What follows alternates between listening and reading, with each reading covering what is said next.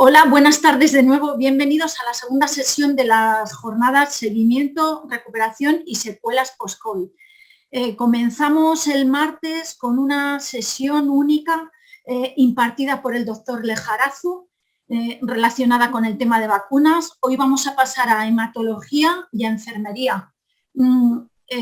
Simplemente recordaros que las preguntas que tengáis que hacer las podéis ir haciendo a lo largo del desarrollo de la ponencia en el chat. Tenéis un chat que, como sabéis, se pincha en la parte de abajo. Al pasar el ratón por la parte inferior de la pantalla se puede pinchar en el chat y ahí podéis escribir vuestras preguntas. Después de cada ponencia pasaremos una serie de preguntas de las que nos habéis dado vosotros a nuestros ponentes. Y deciros también que, por favor, conectaros con nombre y apellido, porque si os conectáis como iPad o como iPhone, no podemos hacer un control de asistentes para posteriormente pasarlo a la Universidad de Valladolid.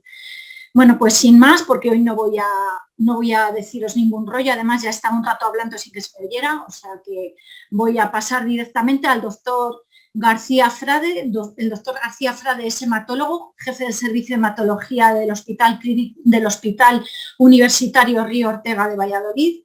Además es catedrático de la Universidad de Valladolid, además de haber sido profesor en diversas universidades, y no voy a decir nada más porque él mismo me ha dicho que no quiere que le digamos más cosas de él, más que lo más sencillito. Lo más sencillito está dicho, doctor Frade, cuando quiera. Muy bien, muchas gracias, María José. Ya puede compartir pantalla.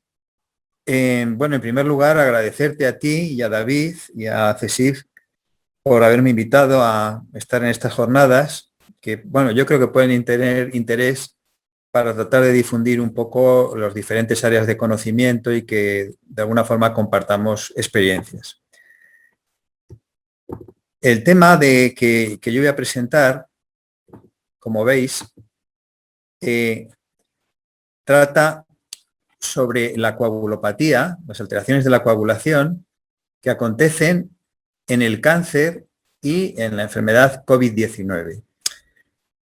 En principio parecen dos enfermedades distintas y que no tendrían mucho que ver, pero son dos enfermedades graves que, como vamos a ver, producen alteraciones en la coagulación con cierta similitud, a veces confluyentes, y que explican en cierta medida lo que va a suceder a posteriori en los pacientes.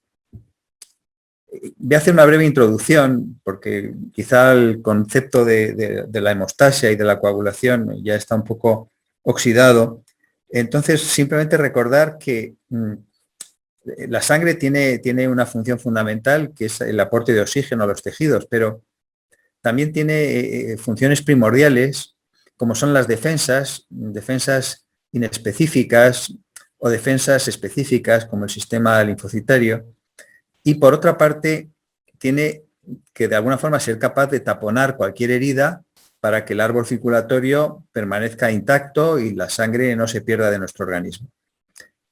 Digamos que todas estas situaciones pueden verse afectadas por la obstrucción de un vaso, y las causas fundamentales de la obstrucción de un vaso las describió un autor alemán, Rudolf Virchow, quien hacia mediados del siglo XIX pues señaló que las alteraciones en la circulación de la sangre, el enlentecimiento de la sangre, las alteraciones en los componentes de la sangre y, por último, las alteraciones de la pared vascular eran las causas fundamentales de una trombosis, y estas causas podían darse cuando diferentes tipos de alteraciones en el flujo sanguíneo, en los componentes de la sangre o en la pared del vaso aparecían de forma concomitante.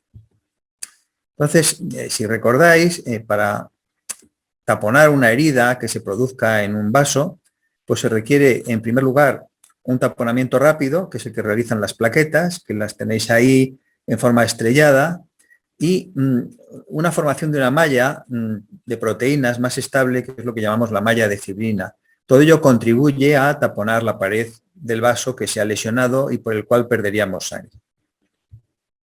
Entonces, para ello disponemos de diferentes componentes.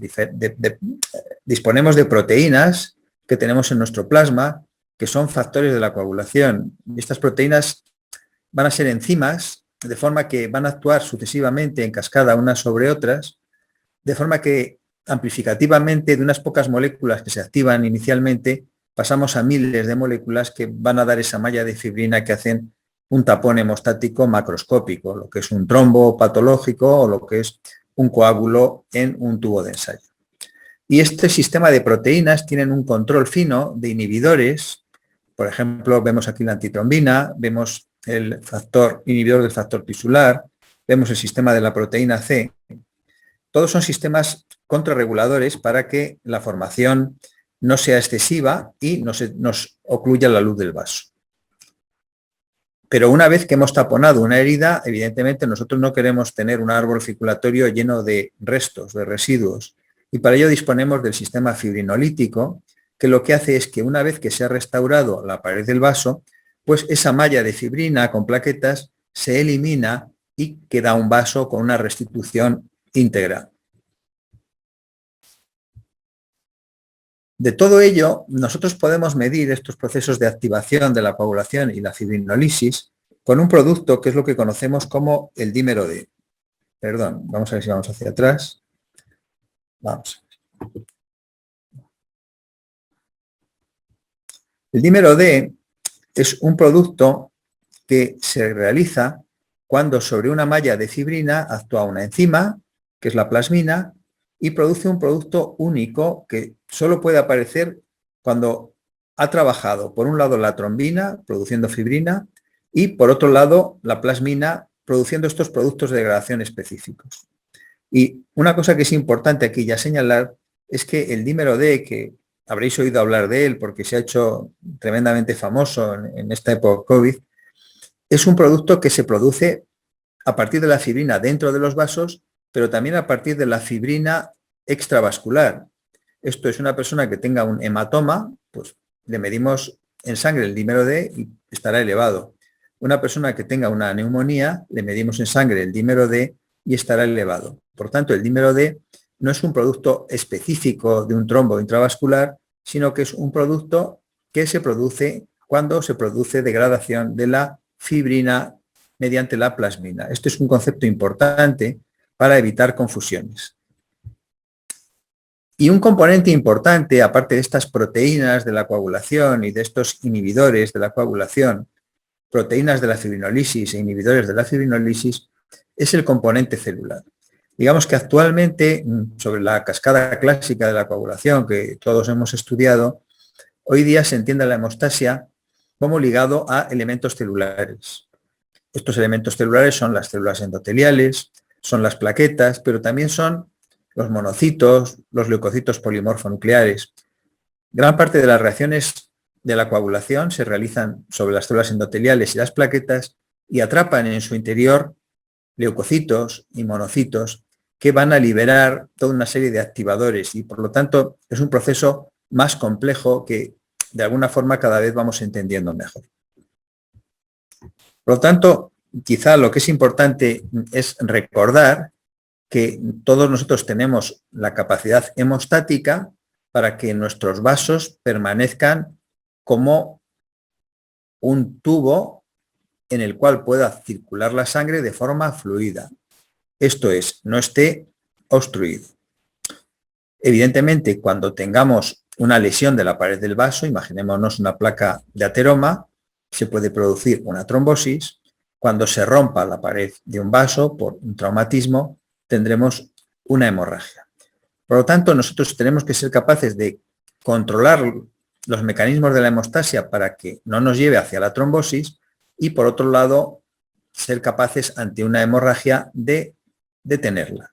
Entonces, este equilibrio es un equilibrio de alguna forma que requiere una sintonía fina, requiere una capacidad de modulación y en el cual participan multitud de actores. O sea, que la constelación de elementos que participan es cada vez más numerosa. Pero en esencia, todo consiste en saber que van a ser proteínas, van a ser células con una finalidad. Mantener, por un lado, íntegra la pared del vaso, que de forma que permita llevar el oxígeno a los tejidos y permita que nuestros sistemas defensivos específicos, linfocitos e inespecíficos, leucocitos neutrófilos, leucocitos eosinófilos, basófilos, monocitos, macrófagos sean capaces de actuar defendiéndonos de microorganismos patógenos. Y todo esto lo podemos medir. Digamos, todos conocemos las pruebas básicas de coagulación, los clásicos tiempo de protrombina, tiempo de tromboplastina parcial activado, fibrinógeno, la capacidad de determinar plaquetas. Y tenemos obviamente pruebas más finas, como son pues, la determinación de los diferentes componentes, desde el factor tisular, el factor von Willebrand, la proteína Adams-13, los componentes del sistema fibrinolítico. Todo esto se puede medir actualmente y en los últimos años disponemos también de pruebas de alguna forma globales que nos permiten valorar de forma conjunta los procesos hemostáticos. En esta imagen, por ejemplo, vemos una tromboelastografía y vemos cómo si vemos la primera imagen en la fila superior a la izquierda, cuando activamos la coagulación, hay una primera fase que se debe a la participación de plaquetas y factores de la coagulación y se va formando un coágulo y según la cantidad de fibrinógeno que tengamos, ese coágulo va a ser cada vez más amplio y eso va a ser la amplitud de esa curva. Y si nos fijamos en la tercera imagen de esta parte superior, vemos que posteriormente se va a alisar, va a desaparecer el coágulo. Esa es una imagen patológica, normalmente la lisis es más lenta. En los pacientes con COVID comentaremos que existen alteraciones específicas que demuestran un estado de hipercoagulabilidad y un estado de inhibición de la fibrinólisis. También podemos ver cuánto tarda en generarse la trombina con este test, que es el test de generación de trombina. Por lo tanto, tenemos diferentes métodos que nos permiten acercarnos a conocer mejor cómo está sucediendo la hemostasia. Evidentemente, todavía estamos lejos de conocer diferentes elementos celulares y poder valorar su participación, o sea que todavía queda mucho camino por delante. Bien, señalábamos que íbamos a hablar fundamentalmente del cáncer y del COVID como dos situaciones en principio diferentes, pero que a veces confluyen y que por otro lado tienen alteraciones de la coagulación importantes. Los podemos medir desde sus situaciones iniciales utilizando estos marcadores moleculares más sensibles. Cuando la alteración es más grave, veremos anomalías en las pruebas de laboratorio clásicas, en el tiempo de protrombina, en el tiempo de tromboplastina parcial activado. Y ya cuando la alteración es masiva, pues veremos estos cuadros conocidos como coagulación intravascular diseminada, una activación masiva de la coagulación no localizada en la zona que nosotros queremos controlar una hemorragia, sino que es una activación masiva de la coagulación con formación de trombos en múltiples territorios que afecta a diferentes parénquimas, con producción de un estado hiperfibrinolítico y con la presencia concomitante de hemorragias. Por lo tanto, una situación en la que conviven trombosis y hemorragia. Las coagulopatías graves, como vemos en esta imagen, tienen diferentes causas, pero la causa más frecuente es la infección y no hay que olvidar que el COVID-19 es un proceso infeccioso viral. Vemos que a continuación la segunda causa de coagulopatía grave es el cáncer y luego hay otras conocidas, los politraumatizados, patologías vasculares como pueden ser aneurismas, las clásicas alteraciones obstétricas, el feto muerto retenido, el abruptio placenta, el desprendimiento prematuro de placenta, el aborto séptico y luego pues una miscelánea de diferentes causas. En el cáncer, digamos que podemos tener situaciones extremas de coagulación intravascular diseminada y podemos ver que la hemorragia, por ejemplo, en el caso de las hemopatías malignas, de las leucemias agudas, pues se dan en un 10 o 20% de los casos, o sea que es relativamente frecuente. Y evidentemente, una hemorragia grave es una causa importante de mortalidad. Pero es que el paciente con cáncer no solo puede tener hemorragias con mayor frecuencia, sino que también puede sufrir de fenómenos trombóticos. Así vemos en esta imagen una trombosis que afecta a la extremidad superior. Vemos que ya se está gangrenando esta extremidad superior y se debe a la producción de trombosis microvascular en pequeños vasos, en una coagulación intravascular diseminada. Evidentemente, esta coagulación intravascular diseminada puede producir trombosis en diferentes localizaciones y se relaciona la gravedad de esta trombosis con la gravedad de la coagulación intravascular diseminada y, de forma subrogada, con los niveles de dímero D, de forma que unos niveles de dímero D normales, inferiores a 500 nanogramos mililitro, pues apenas tiene trombosis, pero sin embargo vemos que cuando hay más de 4.000, el riesgo de trombosis es muy elevado. De hecho, en las leucemias mieloides agudas, en la fase inicial de inducción, sufren trombosis en torno a un 10% de los pacientes. Por lo tanto, el cáncer, la célula cancerosa, activa la coagulación y lleva a la formación de trombo. Y por otra parte, hay otros procesos colaterales. Como vemos, en general en el cáncer puede haber un aumento de los leucocitos, una destrucción de estos leucocitos, una muerte, generalmente por apoptosis, por muerte celular, y de aquí se liberan, a partir del núcleo que se rompe, tiras de DNA. Y estas tiras de DNA, que se conocen con el nombre de NETs o trampas extracelulares de neutrófilos, es un factor importante en la activación de la coagulación, en la activación del factor von Willebrand, en la inhibición de la fibrinólisis. Y hoy es uno de los datos importantes y vemos cómo, por tanto, los leucocitos participan en la producción de un trombo. Por otro lado, las plaquetas, vemos que aparte de formar parte del tapón hemostático, también liberan micropartículas y estas micropartículas contienen factor tisular que va a ser el principal activador de la coagulación. Por lo tanto, vemos las diferentes vías por las cuales la célula cancerosa puede producir un trombo. Existe una gran interacción entre las plaquetas y las células tumorales, de forma que la célula tumoral envía señales que condicionan la activación plaquetaria y, por tanto, un estado de hipercoagulabilidad y trombosis, y viceversa. La célula plaquetaria libera factores de crecimiento que favorecen la diseminación del tumor y la formación de metástasis. La plaqueta, en algunos casos, recubre la célula tumoral y la hace de incógnito para el sistema inmunológico, para el sistema linfocitario, de forma que puede progresar en el torrente circulatorio y producir metástasis a distancia. Pero no solo es el propio cáncer o leucemia la que provoca la trombosis, sino que muchos de los medicamentos que usamos para combatir el cáncer también se han relacionado con la trombosis. Vemos aquí algunos ejemplos de ellos. Por ejemplo, tenemos el caso de la L-asparaginasa, es un fármaco que usamos en el tratamiento de las leucemias linfoblásticas. Es una enzima que destruye la asparagina, que es un aminoácido necesario en el crecimiento celular, pero sobre todo en el de la célula tumoral. La utilización de L-asparaginasa pues, se asocia con reducción de los niveles de determinadas proteínas, como puede ser la antitrombina, y se asocia con fenómenos trombóticos. Los tratamientos con platino, el cisplatino, el carboplatino, el oxaplatino, todos estos fármacos producen una lesión endotelial. El factor de crecimiento endotelial, que también se utiliza en cuanto a su inhibidor en tratamiento del cáncer, es otro agente que puede provocar trombosis.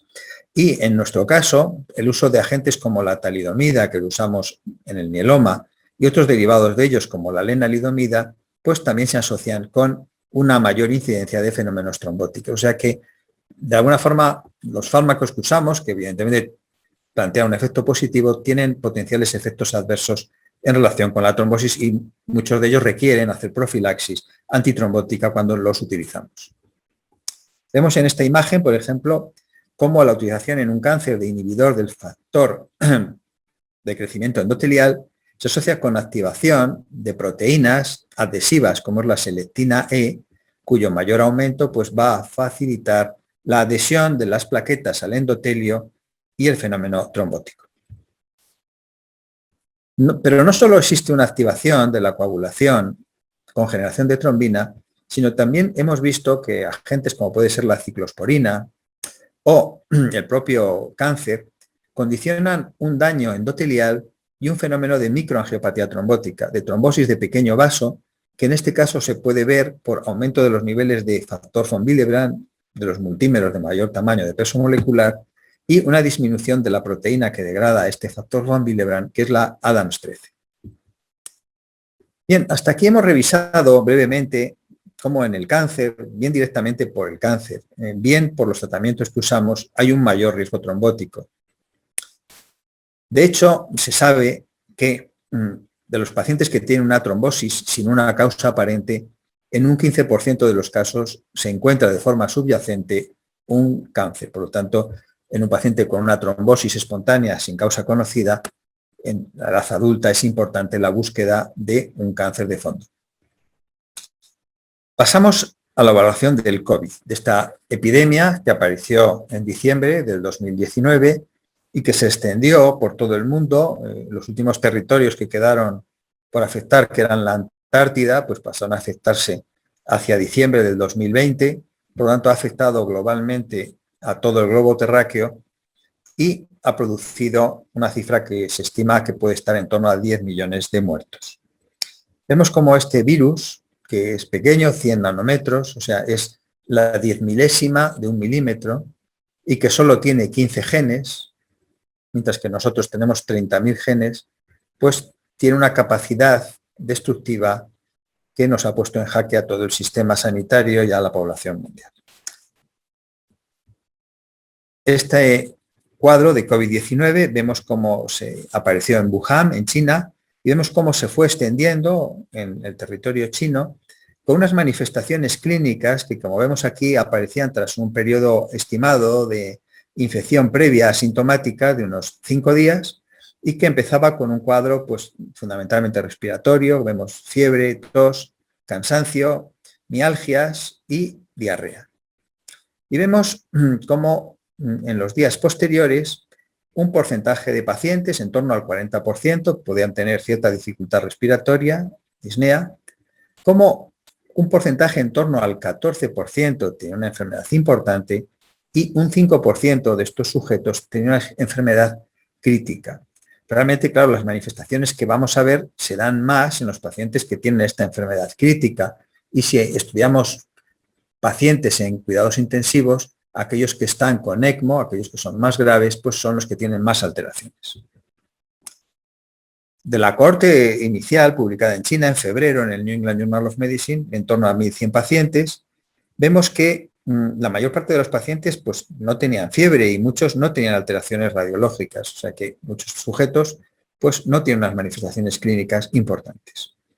Sin embargo, ya en estas primeras descripciones de China podemos ver en la flecha abajo cómo el dímero D ya se veía que estaba afectado. Vemos que en todos los pacientes que estudiaron en esta serie, casi la mitad tenía el dímero D alterado.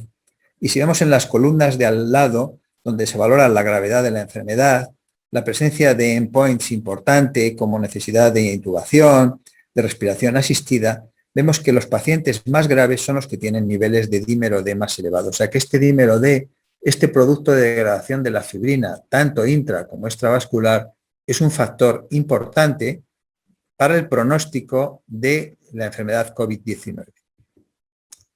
Enfermedad que ya recordarán cuando veíamos a los médicos chinos valorando estudios radiológicos, afecta fundamentalmente al pulmón. O sea que es algo importante que hay que decir, que el síntoma fundamental de esta enfermedad viene derivado de la hipoxia.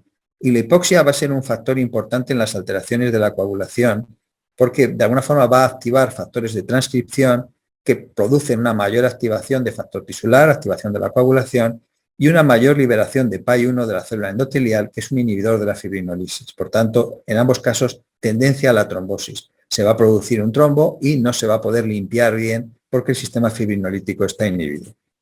Vemos en el TAC de la imagen B cómo se producen imágenes en vídeo deslustrado y esto vamos a ver que se va a deber a acumulación de depósitos inflamatorios en el pulmón. Y vemos también la imagen de pequeños microtrombos en el pulmón y en la imagen D vemos un infarto cerebral. Esa imagen más clara que vemos en el TAC craneal es un infarto cerebral. Por lo tanto, se van a ver fenómenos de trombosis tanto venosa, que es la más frecuente, como también arterial. Aquí vemos en una imagen de anatomía patológica del pulmón, pues vemos a nivel subsegmentario cómo se producen trombos que son claramente visibles en esta imagen. En nuestro hospital, digamos que en los periodos iniciales, entre marzo y abril del 2020, estudiamos 80 pacientes en la UCI y en la REA, por eso hablamos de 2 UCIs. Y vemos cómo la media de edad de nuestros pacientes era similar a la que presenta el COVID en UCI en otros hospitales, en torno a los 60 y algún años, en nuestro caso 61, y cómo predominaban en los varones. Aquí es importante señalar que el COVID afecta más a sujetos que tienen una patología predisponente, como puede ser obesidad, hipertensión, situaciones que de alguna forma revelan un estado inflamatorio previo y que afectan más a los hombres que a las mujeres. En nuestros pacientes analizamos la mortalidad y las causas. Vemos que las causas fundamentales eran infecciosas y trombohemorrágicas. Domina más la trombosis, sin duda, pero puede haber un componente hemorrágico.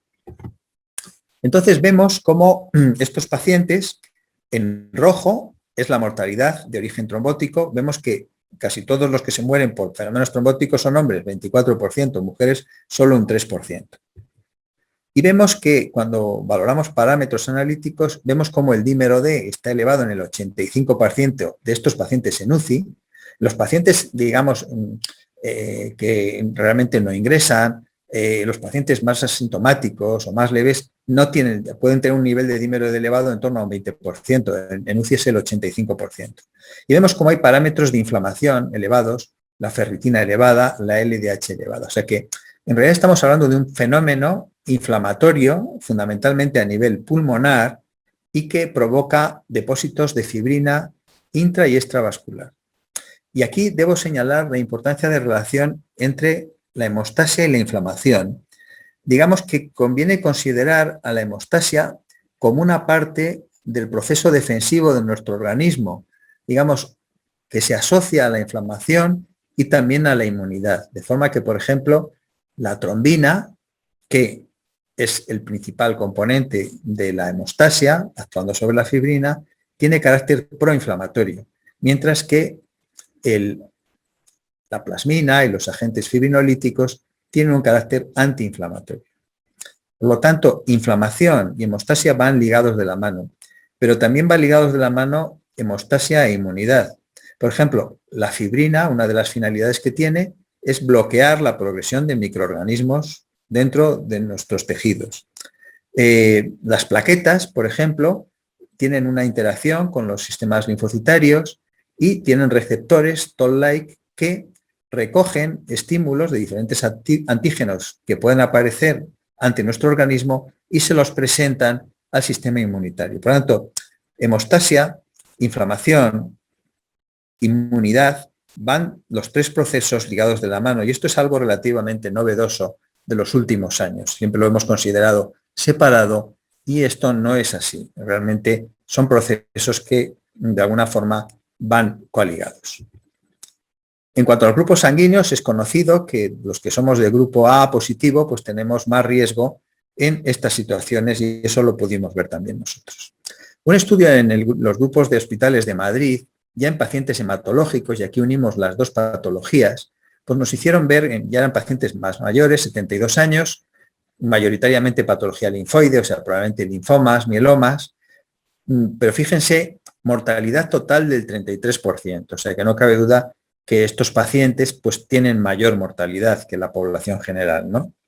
Vemos que el hecho de ser una leucemia mieloide aguda, la edad, el tener comorbilidades, el estar en fase de tratamiento o la utilización de monoclonales que inhiban al sistema B, como puede ser el rituximab, el obinutuzumab, se asocian a mayor mortalidad. Por eso hoy día, en la tercera dosis de vacunación, se está haciendo hincapié en los pacientes trasplantados, generalmente leucemias mieloides agudas o linfomas, y pacientes que han sido tratados con anticuerpos monoclonales contra el sistema linfoide B, son los que hoy día se consideran para la tercera dosis.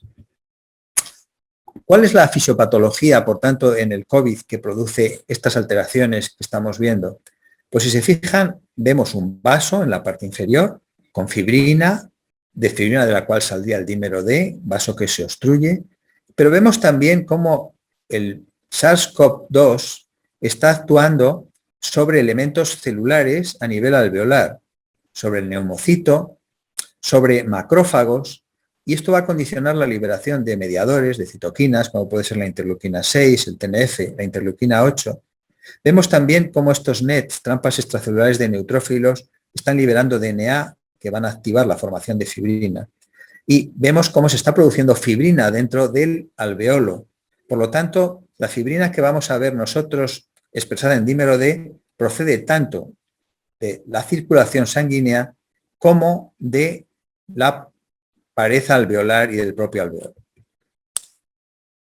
Por lo tanto, en algunos casos la COVID va a producir un cuadro parecido a la coagulación intravascular diseminada, pero en este caso más localizada al pulmón, o sea que no se ven tantas alteraciones de alargamientos del tiempo de protrombina, del TTPA, el fibrinógeno no baja a gran cosa, las plaquetas tampoco bajan mucho.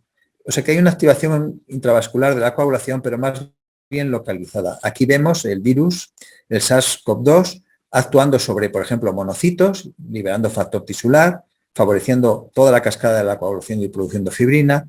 Vemos la liberación de citocinas proinflamatorias que van a actuar sobre la célula endotelial y que van a inhibir la producción de inhibidores de la coagulación como la antitrombina y van a estimular la producción de agentes como el PAI-1 que frenan la fibrinolisis. Por lo tanto, se van a formar trombos intravasculares de pequeño tamaño. Eso se ve muy consistentemente en los pacientes con COVID, trombos periféricos en el aparato respiratorio, en los pulmones. El PAI-1, por lo tanto, es un agente, un inhibidor de la fibrinolisis al que se le ha dado mucha importancia. Vemos como ya en un estudio que hicimos hace años, en sepsis en UBI, el PAI-1 era el principal marcador pronóstico negativo en cuanto a la supervivencia de estos pacientes. El dímero D, que insistimos en él, vemos que se ha asociado con la mortalidad en el COVID-19, vemos diferentes estudios y este es un metaanálisis que demuestra cómo la supervivencia se relaciona de forma negativa con un dímero D elevado. Y este dímero D elevado está elevado por dos motivos. Porque, como he dicho, se rompe fibrina dentro de la pared del vaso, pero también porque en el pulmón hay depósitos de fibrina intrapulmonar que se rompen y van a ser capaces de ser medidos cuando pasan a la sangre. Los hallazgos necrópsicos, hay estudios de autopsia, al principio realmente los pacientes que se hizo autopsia fueron muy pocos y vemos cómo hay diferentes imágenes de trombos. En A vemos un trombo, en B vemos microtrombos periféricos, en C podemos ver un trombo intersticial a nivel del pulmón. O sea que los fenómenos trombóticos son bien conocidos en la necropsia del COVID, pero sobre todo a nivel del pulmón. Puede haber trombosis en otros territorios, pero donde domina es en el pulmón. Y por otro lado, como decíamos antes en el cáncer, hay una lesión endotelial que se manifiesta por un aumento del factor von Willebrand, que es un producto de producción endotelial que favorece la hemostasia, pegando las plaquetas a la lesión de la pared vascular, y que es controlado por otra proteína, ADAMS13. Y vemos que cuando ADAMS13 baja, pues la supervivencia también baja. Por lo tanto, un aumento de la lesión endotelial se asocia a una menor supervivencia. En el TAC podemos ver, ya hemos señalado que hay fenómenos trombóticos de pequeño vaso periférico, lo vemos en las puntas de flecha. En la imagen superior vemos una punta de flecha, es un trombo periférico, pero podemos ver en las imágenes de abajo trombos que ocluyen arterias pulmonares. Y podemos ver que esta trombosis, que puede ser embólica a partir de trombosis en el sistema venoso periférico o trombosis in situ a nivel del pulmón, se da en pacientes hospitalizados en planta en un número del 5 al 10%, pero en pacientes en UCI se da en hasta un 30%. O sea que es muy frecuente que un paciente en UCI tenga un fenómeno trombótico pulmonar. Por eso, digamos, uno de los principales tratamientos que se han implementado en la epidemia del COVID es la utilización de heparina de bajo peso molecular, que se utiliza de forma a dosis profilácticas tanto en pacientes en planta como en pacientes en UCI. Se ha discutido si deberíamos dar de forma profiláctica de heparina a dosis más altas, pero este es un hecho que no está constatado y puede producir un aumento de hemorragias. Por tanto, en profilaxis, en alguien que no ha tenido trombosis, utilizaremos heparina a dosis profilácticas. En un sujeto que tiene una trombosis establecida, obviamente, utilizaremos dosis terapéuticas. Vemos cómo el tromboembolismo venoso en los diferentes estudios que se han publicado está claramente aumentado y vemos ya en esta imagen cómo el SARS-CoV-2 va a estar actuando sobre la coagulación sanguínea, activando el factor tisular, va a actuar sobre la célula endotelial, dañándola, lo vemos abajo, cómo sus receptores actúan sobre los receptores de angiotensina y producen un daño en la célula endotelial, una endotelitis, y produce un aumento de factor von Willebrand, sobre todo de los multímeros de mayor peso molecular que lleva a la formación del trombo. Por tanto, en la coagulopatía que tenemos en el COVID-19, vemos que el agente inicial, el virus, produciría un estado inflamatorio, y esto es clave, el concepto de inflamación, Se liberarían citocinas, de nuevo interleuquina 6, factor tisular, factor de necrosis tumoral, TNF, interferones que por un lado activarían a los monocitos que liberan factor tisular y producen trombosis o fibrina broncoalveolar. Y por otro lado se dañan las células endoteliales que lleva por un lado a la formación de multímeros de alto peso molecular que llevan a la microangiopatía trombótica. Por lo tanto, esos serían los mecanismos fundamentales. La tormenta de citocinas, cuando digamos se produce de forma masiva una liberación de citocinas en este sistema inflamatorio activado a nivel pulmonar con hipoxia, pues evidentemente va a ser otro de los encadenantes de un proceso inflamatorio agudo con fenómenos trombóticos diseminados. En algunos casos se han descrito anticuerpos antifosfolípido, aunque esto ya se pone más en duda la importancia, puesto que en muchas infecciones, como puede ser la HIV o muchas situaciones patológicas, pueden detectarse anticuerpos antifosfolípido. Por tanto, la coagulopatía del COVID vemos que es una coagulopatía compleja en la cual pueden tener un papel dominante, fundamentalmente una activación tipo coagulación intravascular, pero más bien localizada que diseminada a todo el organismo, localizada al pulmón. Va a ser importante la microangiopatía trombótica con esa liberación de grandes multímeros de factor von Willebrand, formando pequeños trombos, plaquetas asociadas al endotelio, la tormenta de citocinas y en menor medida el síndrome antifosfolípido. Esto acabaría aquí, pero también conviene recordar que más recientemente, fíjense, en junio del 2021, parece que ha pasado tanto tiempo, pero en realidad solo han pasado 3 meses. Y en junio de 2021 es cuando se describe un efecto adverso importante en el New England Journal of Medicine por 3 grupos, un grupo noruego de Oslo, un grupo alemán, el de Andreas Greinacher, y finalmente un grupo inglés y canadiense. Entonces, este es un cuadro asociado a la vacuna de AstraZeneca en su primera dosis, que consiste en la aparición de fenómenos trombóticos graves, puesto que tiene una mortalidad en torno al 30-50% de los casos, que se da en sujetos jóvenes, menores de 50 años, predominantemente mujeres, y que asocia un fenómeno trombótico, generalmente en territorios inusuales, senos venosos cerebrales, territorio esplácnico, vasos mesentéricos, pero a veces también puede asociarse a trombosis arterial, como puede ser infarto de miocardio o un ictus, y que produce una trombopenia grave.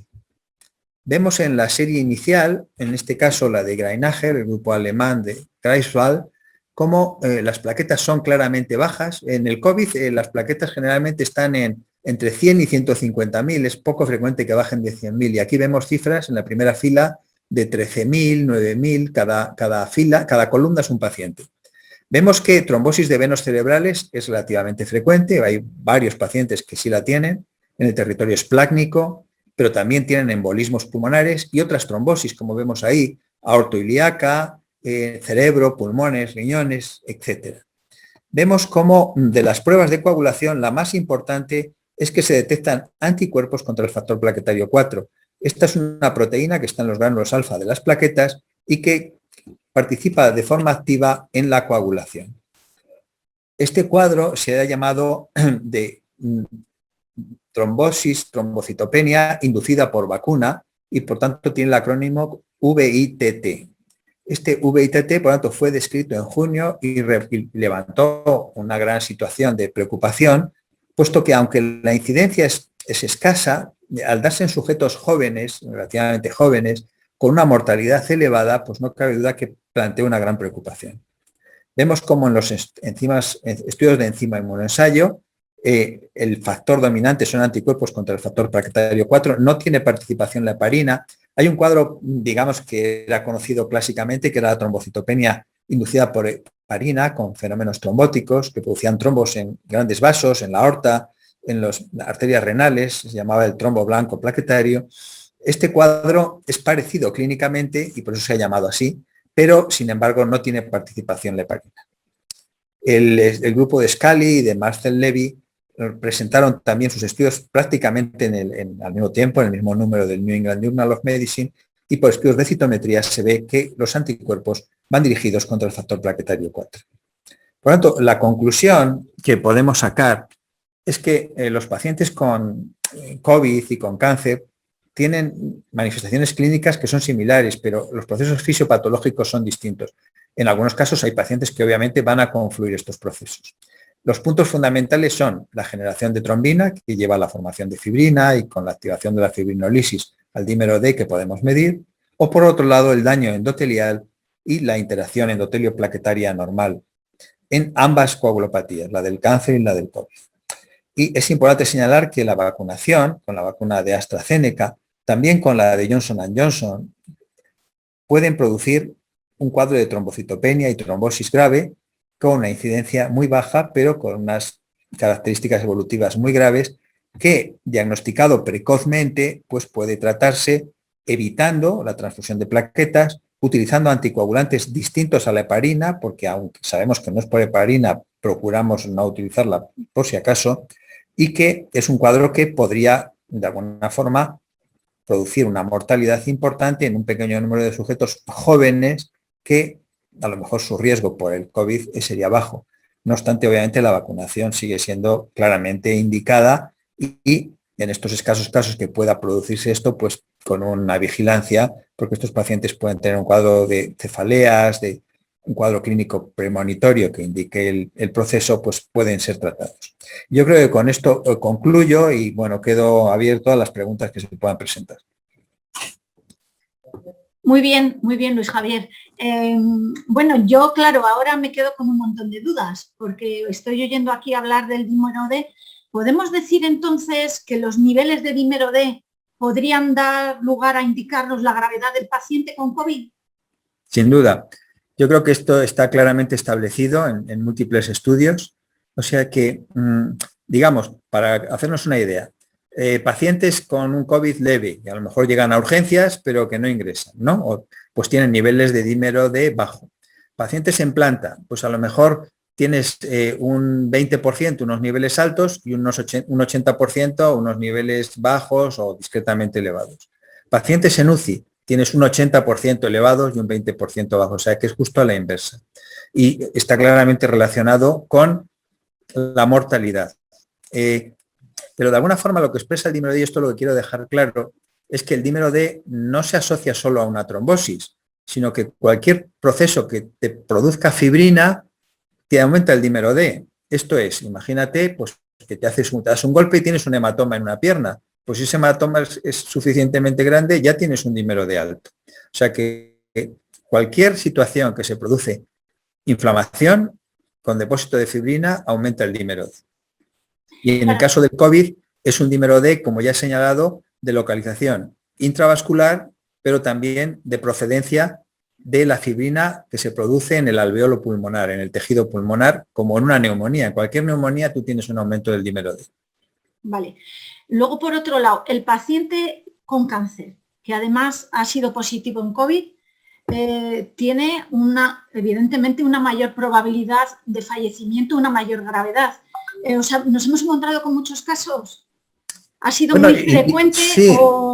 Sí, inicialmente tengo que decir que tuvimos casos, obviamente, de COVID, pero en general, pues lo sortearon en su casa, alguno estuvo hospitalizado, no tuvimos mucha mortalidad. Lo que pasa es que luego, a lo largo del tiempo, y hasta hoy mismo, sí que ha habido un goteo de pacientes que han adquirido COVID y evidentemente, como hemos visto ahí, tiene una mortalidad en los hospitales de Madrid de un 33%, pues cabe pensar que aquí es parecido, ¿me entiendes? O sea que si tú tienes una leucemia o te han trasplantado y coges el COVID, pues tu riesgo en UBI, si llegas a la UBI, tu riesgo es alto de mortalidad. O sea, estos pacientes, ¿qué pasa? Pues por un lado, su sistema inmunitario está deteriorado porque no cabe duda que la propia enfermedad, las quimioterapias que utilizamos, los anticuerpos monoclonales que utilizamos, pues evidentemente dejan al sistema inmunitario en una situación de debilidad.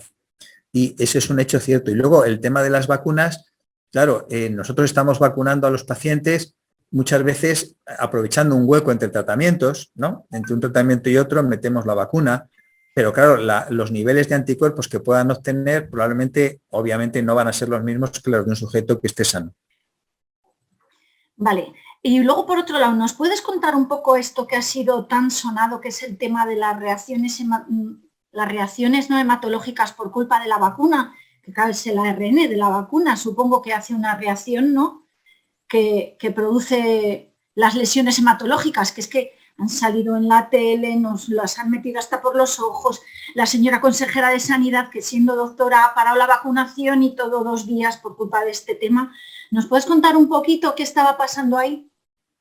Bueno, yo la reacción hematológica más importante, como os he comentado al final, es este cuadro de trombosis, trombocitopenia inducida por la vacuna. En principio, cuando usamos las vacunas iniciales de la de Pfizer, que es la que nos pusieron a nosotros, ¿no?, la de Moderna, que es la que pusieron a nuestros pacientes, pues realmente no se vio estos cuadros. Digamos, estos cuadros se empezaron a ver con AstraZeneca y están descritos en junio del 2021, en series muy pequeñas de pacientes. Has visto que la que he presentado ahí tenían 11 pacientes, ¿no?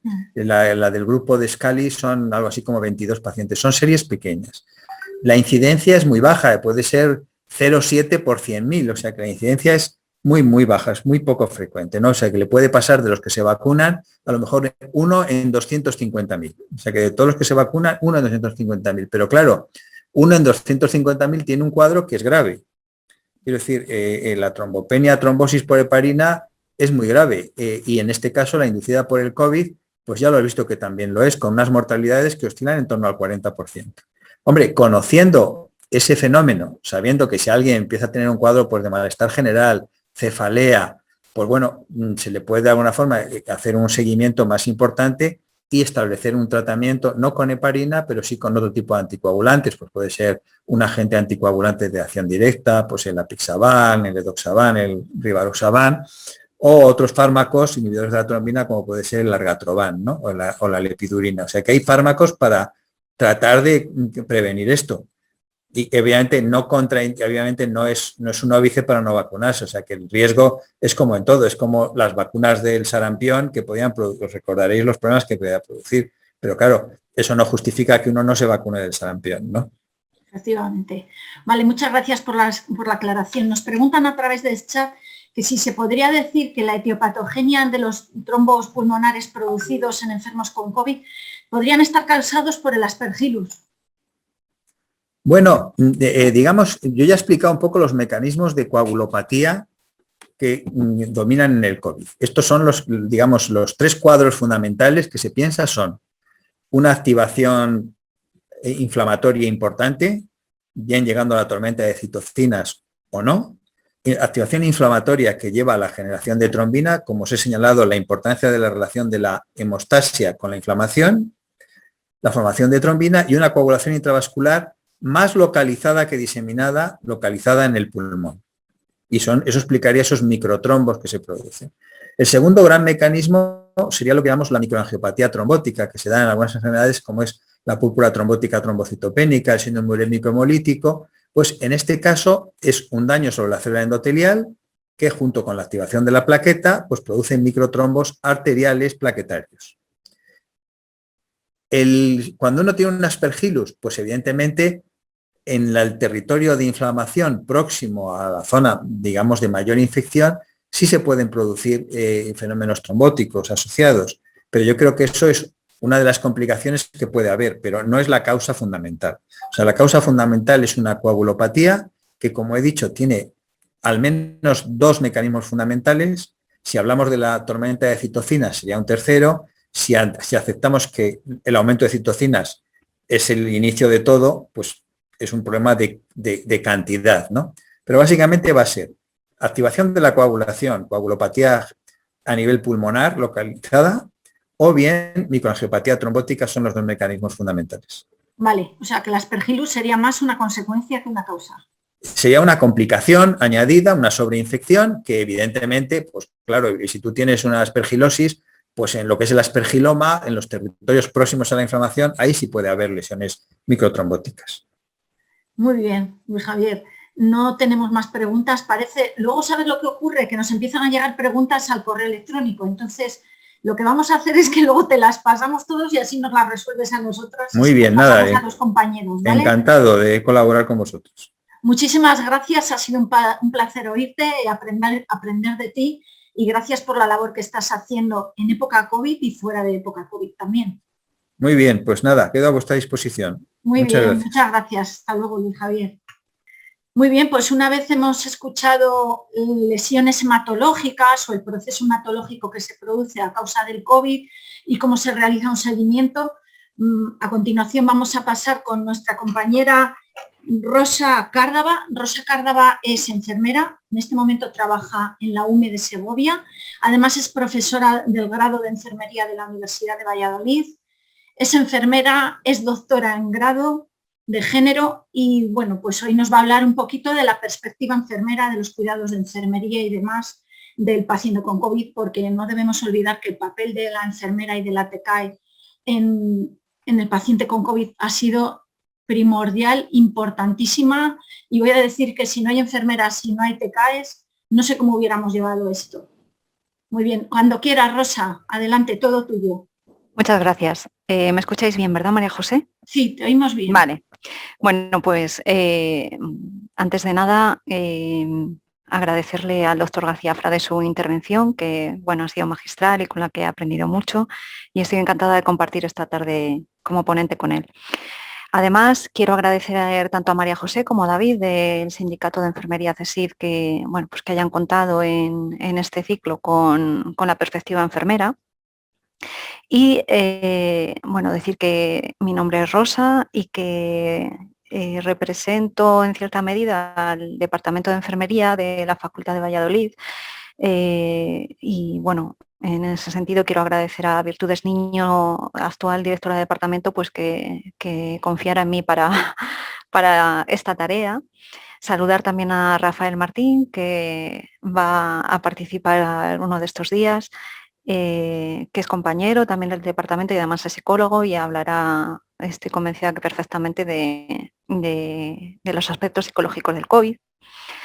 Además, quiero, para finalizar esta ronda de agradecimientos, hablar de Isabel Mateos, Fefi Gil y Elena Puello, que son compañeras de un grupo de investigación en taxonomía enfermera y que, bueno, cada vez que les he pedido consejo, pues lo han aceptado y me han ayudado también para esta charla, que espero no alargarme mucho.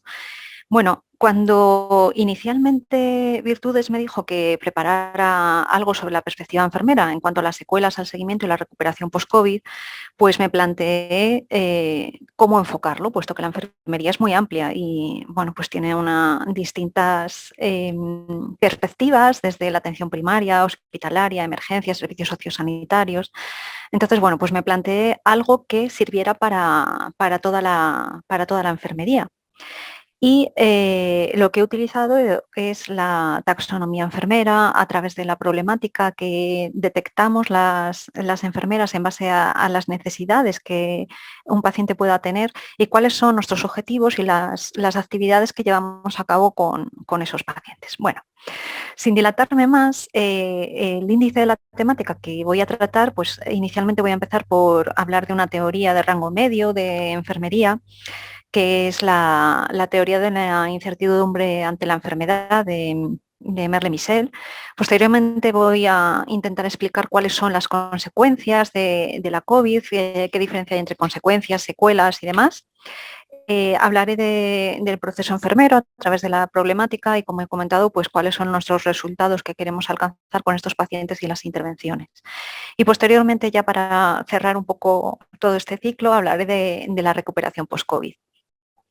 Bueno, la teoría de la incertidumbre ante la enfermedad, que es una teoría, como comento, de rango medio, que las teorías de rango medio en enfermería lo que hacen es poner en contacto lo que sería la parte más cognitiva y más abstracta de la enfermería, de esas grandes macroteorías, con la práctica asistencial. Merle-Michel es una enfermera que nace en Boston, en Estados Unidos, en el 1939, es doctora en psicología social y enfermera especializada en salud mental. y ha sido miembro de la ANA, que posteriormente dio lugar a la ANANDA, a la Asociación de Nomenclatura y Diagnósticos Enfermeros, y además también ha sido miembro de la Asociación Americana de Psicología, de la APA. Bien, establece esta teoría, que fue definida por Merle-Missel en el 1988, que la incertidumbre es tener dudas sobre una verdad que está establecida. No se entienden los eventos relacionados con una enfermedad. Y hay distintas formas de representarse, bien en forma de ambigüedad. También esa ambigüedad va a depender, por supuesto, de la complejidad de la enfermedad, que en este caso el COVID, pues sabemos que ha sido muy complejo, así como la falta de información que ha existido, porque era un virus nuevo, lógicamente. Y a ello hay que asociar también la falta de predicción, ¿no? No había algoritmos que nos dijeran si te ibas a sanar, si ibas a fallecer, si ibas a quedar con secuelas. De hecho, sobre el post-COVID todavía hay mucho por estudiar. Bien, este marco estructural teórico pues, parte de unos antecedentes de incertidumbre, que son estímulos que recibe la persona, así como el patrón de sintomatología. En el COVID, hasta que se estableció un patrón, que es verdad que, como ha dicho el doctor García Frade, en China ya se estableció un patrón, pero luego ese patrón ha ido variando y no ha sido igual en todos los pacientes ni en todas las zonas geográficas. Pues si no se sigue un patrón, eso genera incertidumbre, sin lugar a dudas. La familiaridad con el evento, en este caso el COVID no teníamos familiaridad con el evento, y eso también hace que se produzca mayor incertidumbre. Y por último, congruencia con el evento, o sea, es congruente, funciona de la misma manera en todas las personas. Bueno, pues ya hemos visto que ni mucho menos, aunque con el tiempo hemos ido obteniendo pues congruencias, ¿no?, de la enfermedad.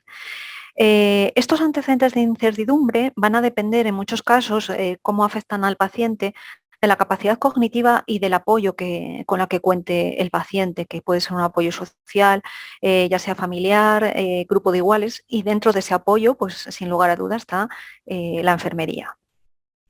Bien, el proceso de valoración que hace el paciente en base a esos antecedentes de incertidumbre comprende dos procesos que se pueden utilizar. Uno de ellos es la inferencia, que depende de la personalidad de cada uno y que se establece de acuerdo con la destreza para enfrentarse a acontecimientos importantes de la vida, o sea, la capacidad de resiliencia, básicamente. Y la ilusión está basada en aspectos positivos, ¿no? Es en algunos casos como negar la evidencia, aunque te encuentres mal, y este proceso de valoración pues, suele estar en equilibrio por medio de estos dos mecanismos. Al final lo que se produce es incertidumbre o enfrentamiento a la enfermedad. La incertidumbre pues, está basado, es un enfrentamiento negativo, mientras que el enfrentamiento en sí supone un aspecto positivo. ¿Cuáles son las estrategias de afrontamiento? Pues Merle-Missel nos habla de dos fundamentalmente, la movilización y el manejo del efecto. Y la movilización es la búsqueda de información. Me movilizo para tener información si tengo ese déficit de información. Y lo hago a través de redes sociales, a través de profesionales sanitarios o de la forma que necesite. Y luego el manejo del efecto pues va a depender sobre todo del soporte que se tenga, de la capacidad de resiliencia que ya hemos hablado, así como en algunos casos de la fe, del apego que se tenga a las personas. Bueno, basándonos en esta introducción sobre la teoría de incertidumbre, que yo creo que viene muy bien para hablar del COVID y sobre todo del post-COVID, porque sigue habiendo incertidumbre, el Consejo General de Enfermería aporta una serie de datos sobre cuáles han sido las consecuencias de la COVID-19. Más de 3,5 millones de personas son casos confirmados en España, entendiendo que está infradiagnosticado, infravalorado, porque al principio pues la verdad era muy complicado establecer quién era positivo y suponemos que habrá muchos más, pero estos son los confirmados. A nivel europeo son más de 52 millones y a nivel mundial más de 167 millones de personas.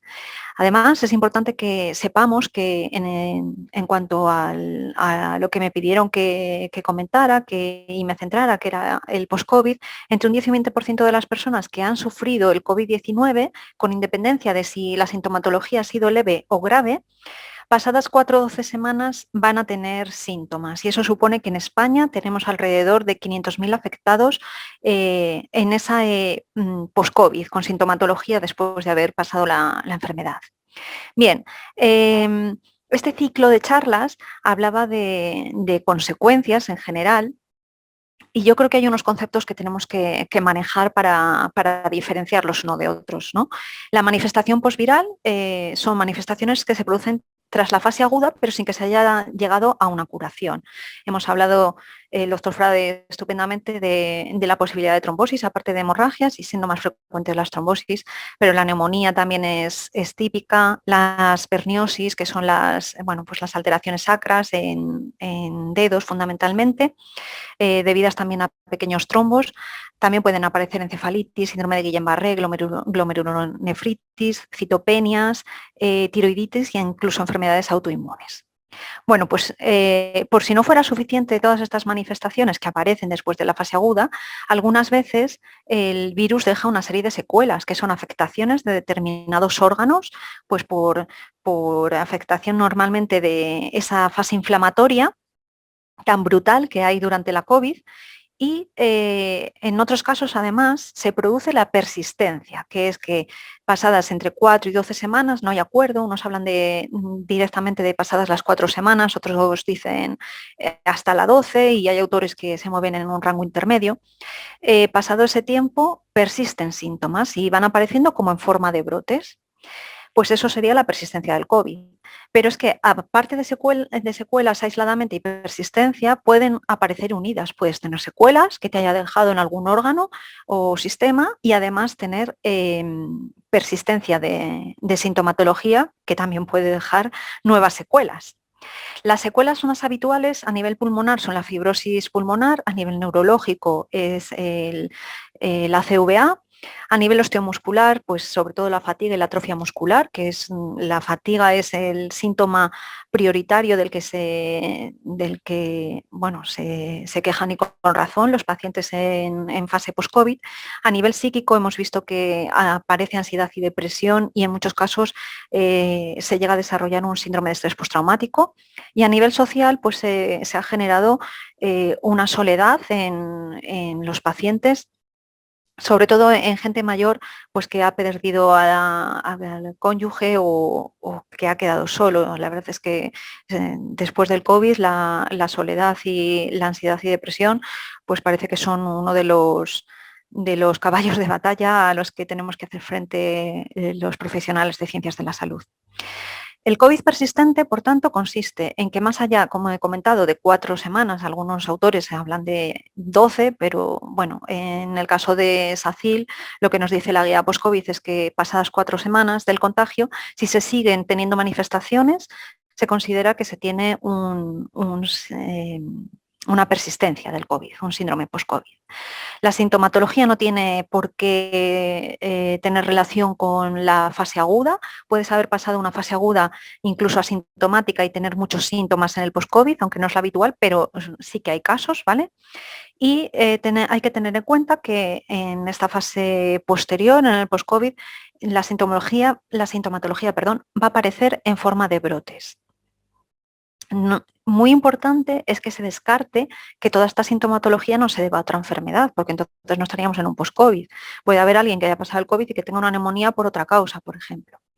Y lo que sí que dicen varios artículos, y en concreto uno publicado en el Lancet, es que si durante los primeros 7 días se tienen al menos 5 síntomas de la COVID, de la enfermedad por COVID, la probabilidad de que se desarrolle un COVID persistente es muy alta.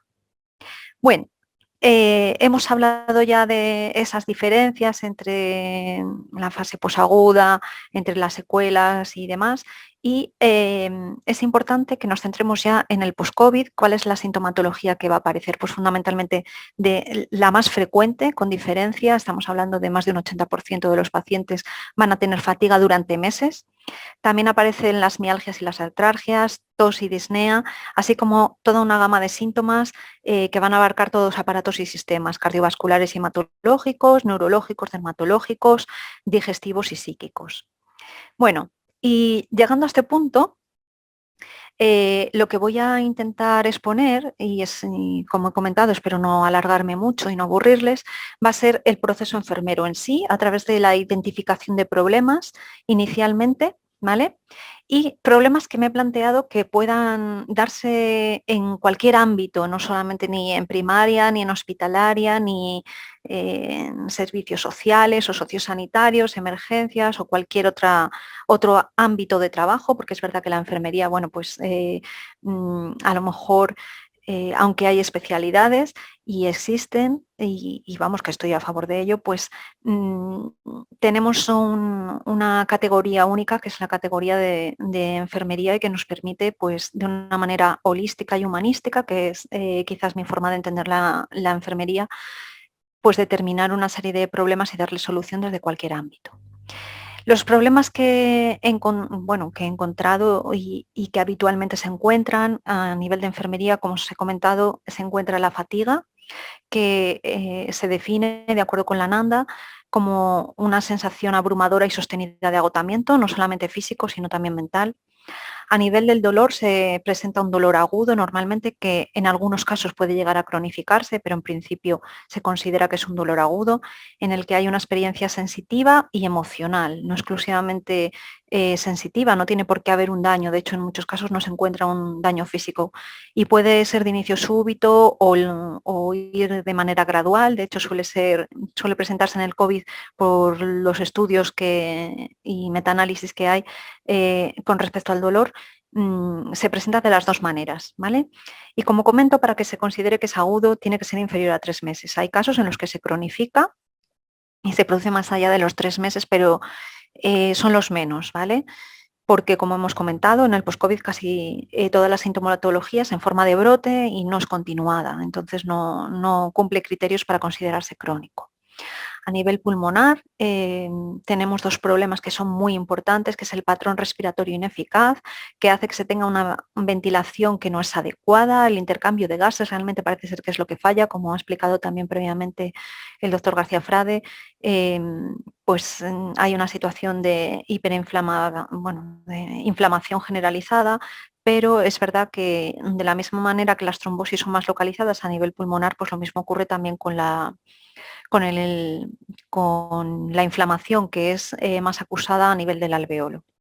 Hay un deterioro, por tanto, del intercambio de gases, de hecho estos dos problemas están interrelacionados y eso supone que haya un déficit de la oxigenación a nivel sistémico y, por tanto, un déficit en la eliminación del dióxido de carbono, que va a hacer que el paciente no ventile bien y además tenga una tendencia a la retención de carbónico.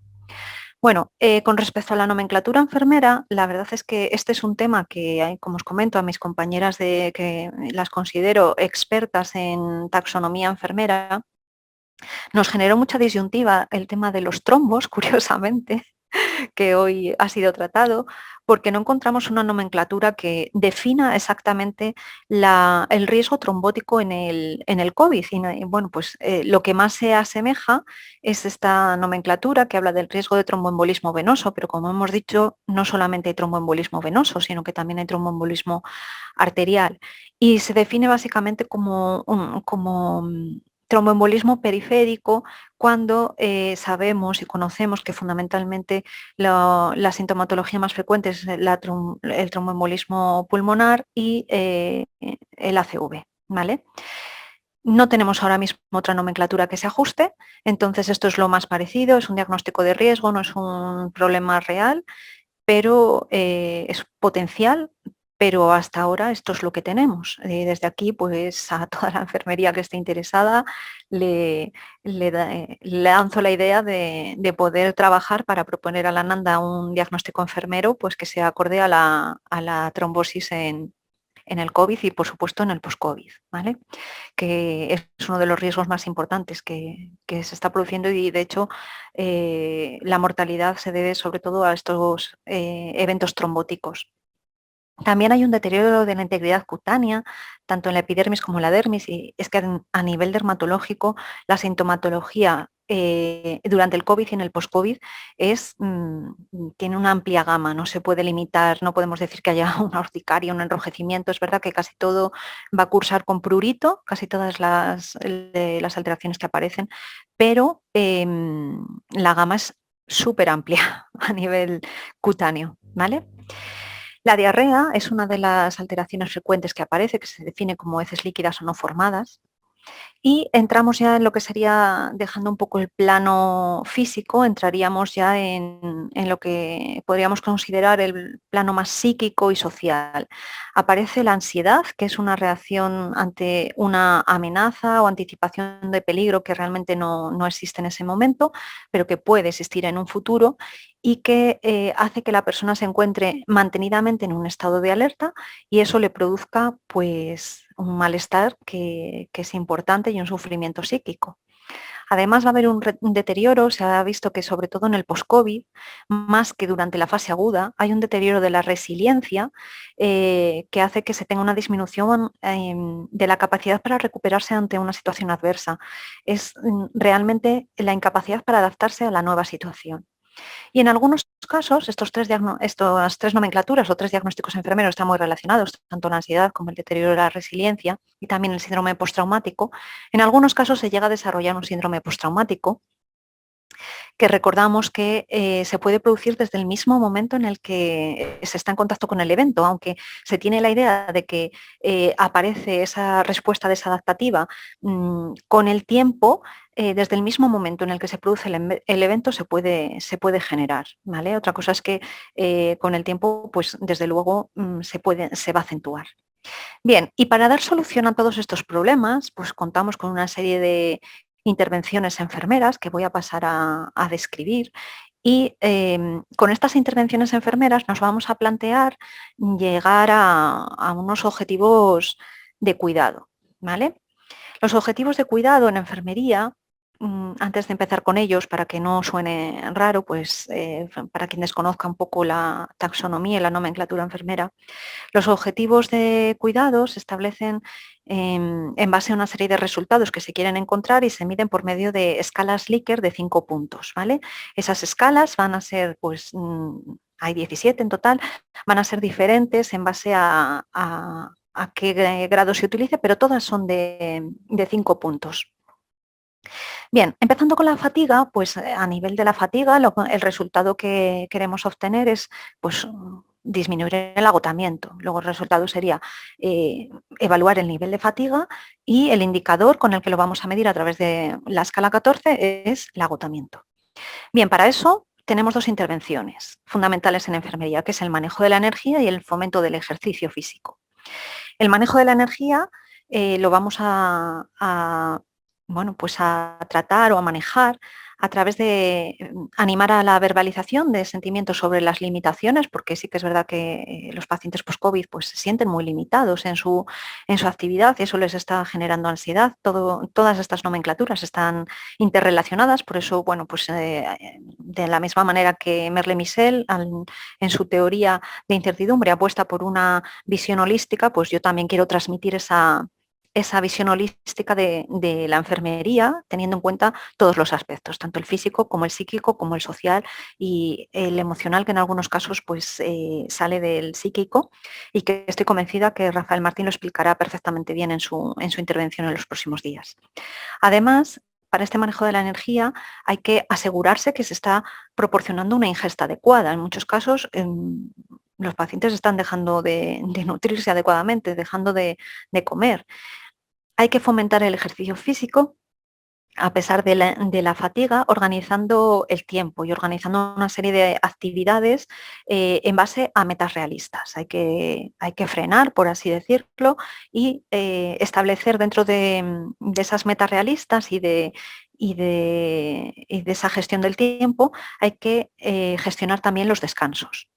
Bien, en cuanto al fomento del ejercicio, pues lo ideal es que sea una persona que previamente ya haya realizado ejercicio físico, de forma que podemos continuar con un ejercicio, aunque bajemos un poco el nivel de exigencia. Y para ello se tienen que establecer programas de ejercicio que sean adecuados a sus necesidades. En relación con el dolor agudo, pues vamos a intentar reducir el nivel del dolor y lo vamos a evaluar por medio del dolor referido y de la duración de esos episodios de dolor, que se van a medir por medio de una escala 14. Estas escalas de las que he hablado lo que van a permitir es que veamos cómo va evolucionando el paciente, aunque es verdad que conllevan una carga subjetiva, porque muchos de estos problemas pues, son sentidos y en muchos casos también reales, pero es verdad que la evaluación pues, conlleva una carga subjetiva. Pero eso no quiere decir que no sea aplicable, puesto que tenemos signos que son completamente signos que son completamente objetivos, pero la sintomatología también es importante y sobre todo en enfermería manejamos muchas veces más síntomas que signos. A nivel del dolor agudo vamos a fomentar el ejercicio, como ya he hablado previamente de él. En la fatiga, pues no voy a volver a hablar. Sí que es importante que manejemos la medicación.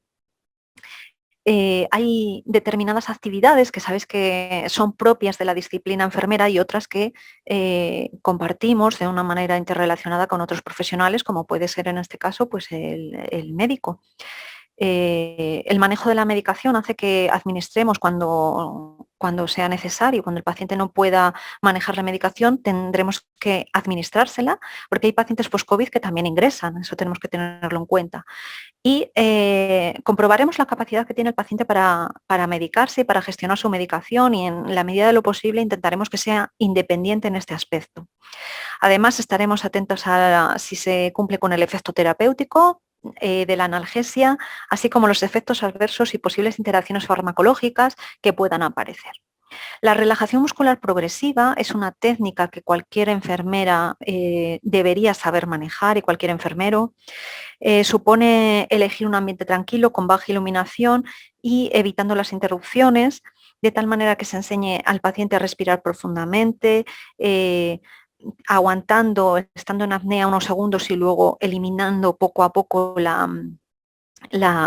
el volumen expiratorio y lo que se va a hacer es tensar de cabeza a pies.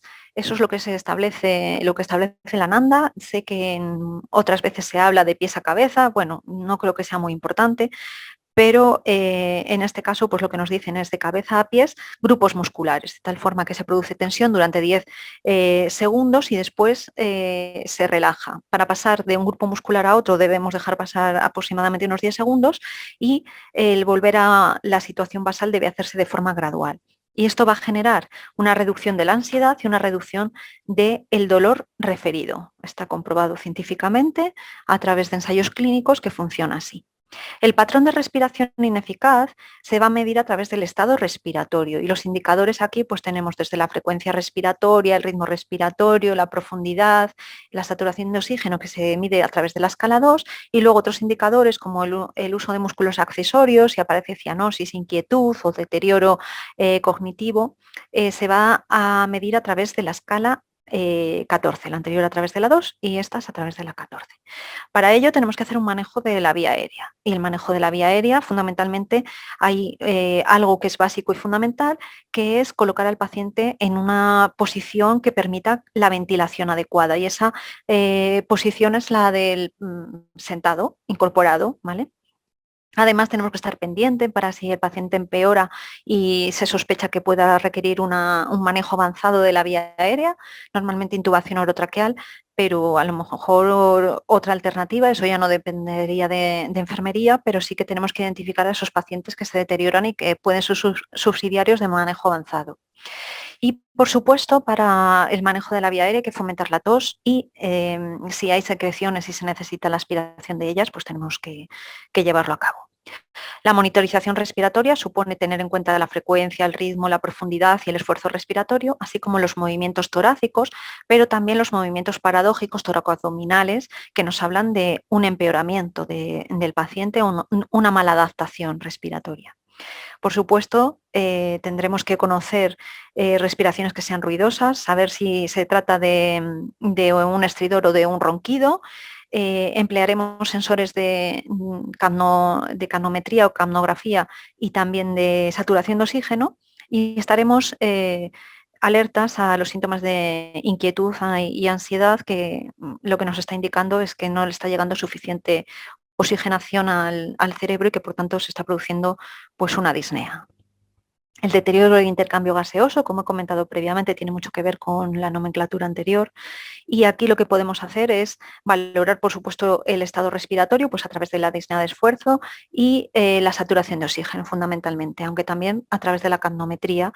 Lo que ocurre es que no está relacionada. Bueno, pues son cosas que van evolucionando en enfermería y hoy en día no está relacionada la capnometría con ese resultado, con el deterioro del intercambio de gases, pero estoy convencida que en un futuro no muy lejano pues se incluirá.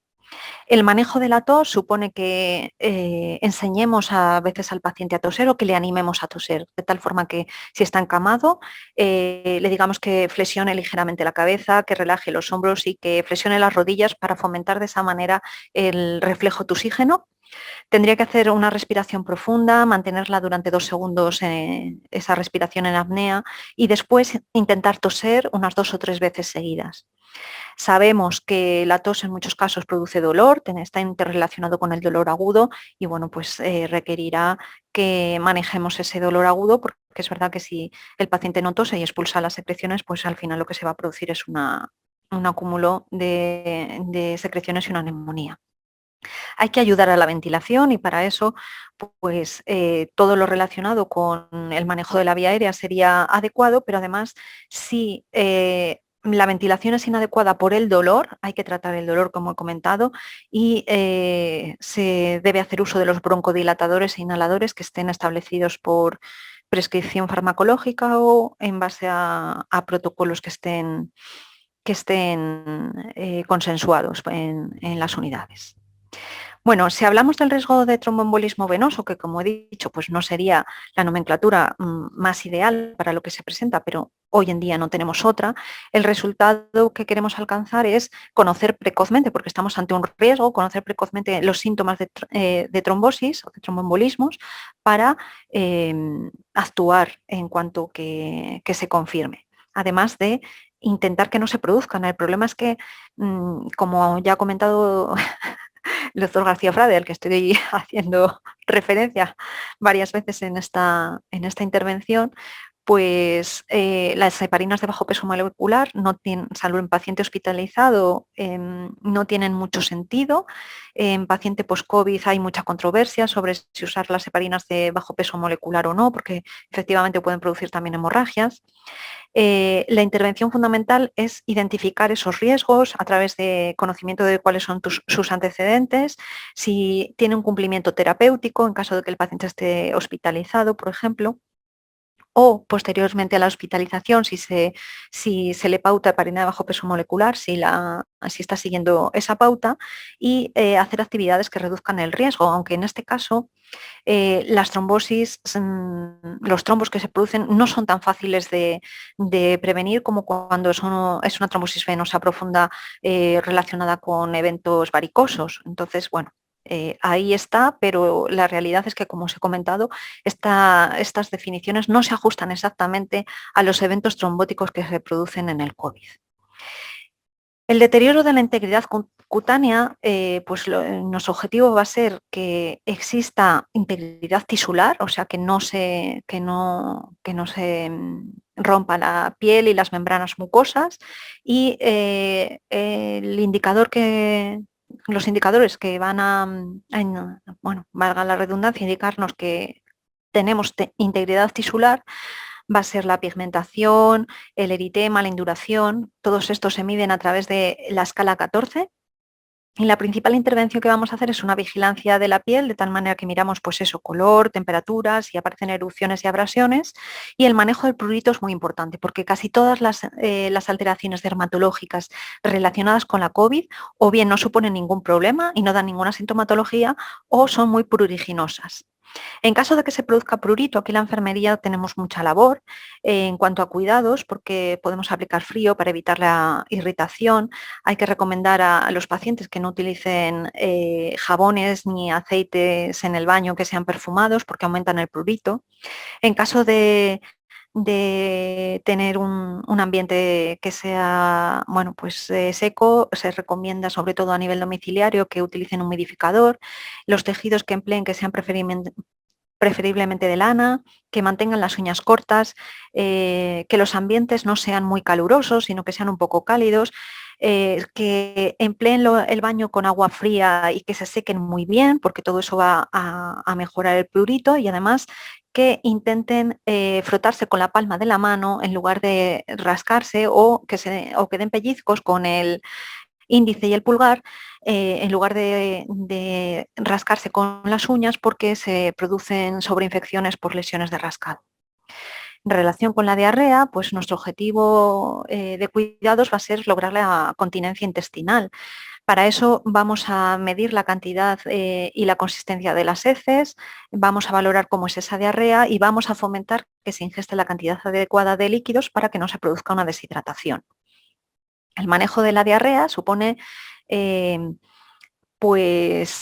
en caso de que la diarrea se mantenga en el tiempo, se debe estar pendiente de recoger un coprocultivo para, en caso de que sea necesario antibioterapia, pues determinarla por antibiograma. En caso de que se necesite medicación, pues hay que dársela al paciente si está ingresado, o enseñarle cómo tiene que tomarla si está en su domicilio. Debemos hacer un registro del color, del volumen, de la frecuencia y de la consistencia de las heces, o enseñarle al paciente a que lo haga y que nos lo aporte para conocer cómo está evolucionando esa diarrea. De la misma manera, recomendaremos que haga comidas en pequeñas cantidades y que sean frecuentes en lugar de grandes comidas.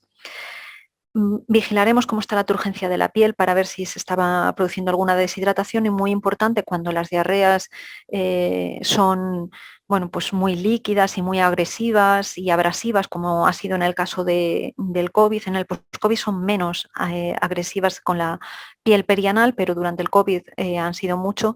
Esa piel perianal hay que vigilarla porque se puede sobreinfectar. En cuanto a la ansiedad, nuestro objetivo va a ser que se reduzca la ansiedad y que aumente el afrontamiento de los problemas.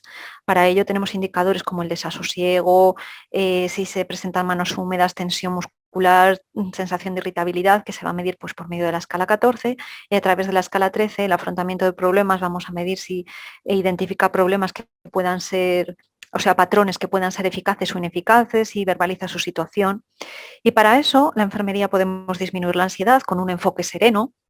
Con que él o ella estén ansiosos sería suficiente, no hace falta que la enfermería también lo esté. Hay que explicar todos los procedimientos que se llevan a cabo y dar información objetiva, porque muchas veces la ansiedad, sobre todo en el post-COVID, está relacionada con una falta de información. Y si no sabemos cuál va a ser la evolución, tenemos que ser francos y decírselo, porque eso reduce la ansiedad. El no dar falsas expectativas es muy importante.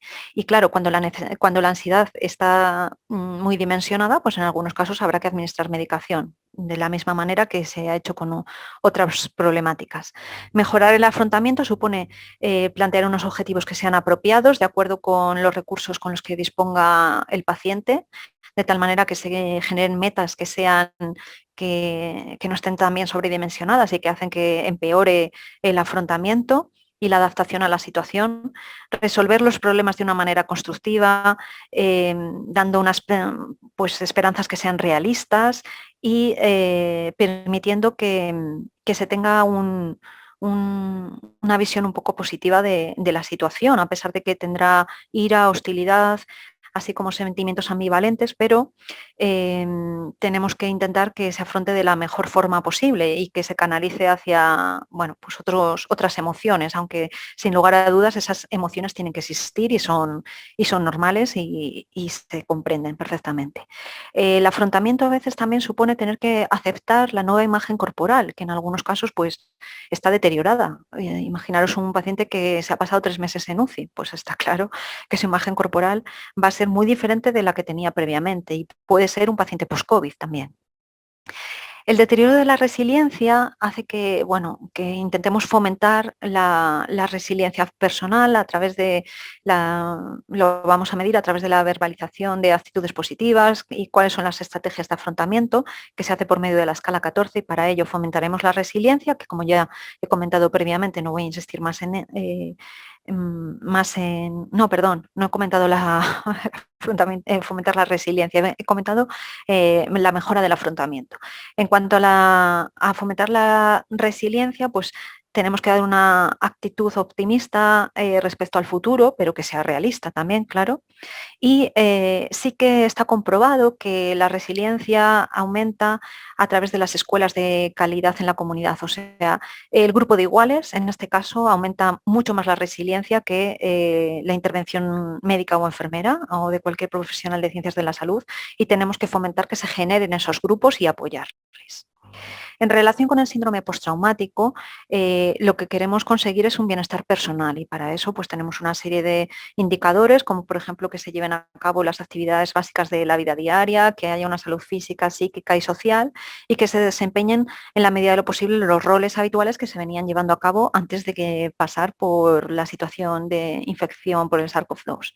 Esto se mide por medio de una escala 18, y fundamental en este caso el control del estado de ánimo. Desde luego no somos psicólogos ni pretendemos serlo, de tal manera que cuando se necesite un cuidado psicoterapéutico, pues vamos a derivar al psicólogo o al psiquiatra o a la unidad de salud mental que pueda ayudar en este caso. Pero enfermería también tenemos mucho que hacer en este caso, en estas situaciones.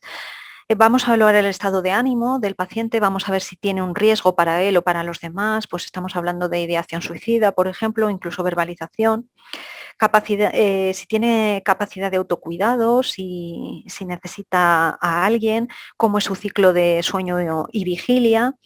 Vamos a ver si se relaciona socialmente y se lleva a cabo actividades de distracción, así como si toma medicamentos que se le hayan pautado en caso de que sea ese, bueno, pues la situación, ¿no? Que desde salud mental o bien desde su médico de familiar y comunitaria le hayan pautado una medicación específica para controlar ese estado de ánimo. También tenemos que ayudar en el control del enfado. Es muy frecuente a través de las fases de aceptación que establece Kubler-Ross, que pase por muchos estados, y uno de ellos, sin lugar a dudas, va a ser el de enfado. Hay que hacer un acercamiento sereno porque, claro, algunas veces supone un confrontamiento y las cosas que te dice en este tipo de pacientes pues te pueden sentar mal, ¿no? Pero hay que serenarse, no verlo como una agresión personal, sino que, bueno, pues es parte de su proceso. Hay que identificar cuál es la causa del enfado, que a veces está soterrada, y explicar cuáles son las consecuencias de vivir con ira y enfado, intentar canalizarlo hacia bueno, pues otras actividades o bueno, a través de entender cuál es la función del enfado, de por qué se produce y que normalmente responde a un estado de frustración que desde luego no se debe resolver de una forma violenta. Hay que enseñar a los pacientes para que bueno, canalicen el enfado hacia una resolución de conflictos, ya sea con los demás o consigo mismos, de una forma no violenta. Hay que facilitar el duelo. El duelo aparece en todos los pacientes que han tenido COVID. Eso sí que hay cantidad de estudios que lo avalan y que nos hablan de un sentimiento de pérdida de funcionalidad, de pérdida emocional, de pérdida social, y tenemos que hacer afirmaciones que sean empáticas, que se sientan comprendidos, que no es una situación excepcional, sino que, bueno, que es algo que sucede, que se da por cualquier pérdida y que en este caso es que se ha perdido mucho. En algunos casos se ha perdido familiares que han compartido la enfermedad, en otros casos se ha perdido funcionalidad y en otros pues incluso se ha perdido la capacidad de volver a incorporarse a la vida laboral. Hay muchísimas situaciones, pero en cada una de ellas pues facilitaremos el duelo en la medida de lo posible. Bueno, cuando hablamos de recuperación, el progreso del COVID, de la enfermedad, pues tiene una fase aguda que hemos dicho que como máximo durará unas 4 semanas, aunque suele durar algo menos, pero hay casos en los que dura más, ¿vale? Se considera que un COVID es prolongado cuando dura de entre las 4 y las 12 semanas, y aparece un síndrome de post-COVID para algunos autores a partir de las 4 semanas, y ya os digo que es el caso que se utiliza en Castilla y León, pero cada vez hay más autores que hablan de que el post-COVID aparece después de las 12 semanas.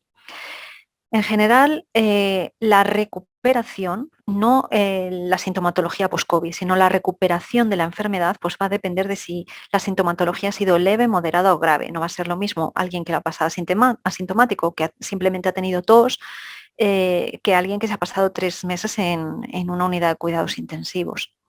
Sí que es verdad que la recuperación, por ejemplo, con la extensión de la vacuna por COVID-19, que ya el otro día el compañero nos habló ampliamente de ella, pues la recuperación, igual que la sintomatología es más leve, pues la recuperación es menor.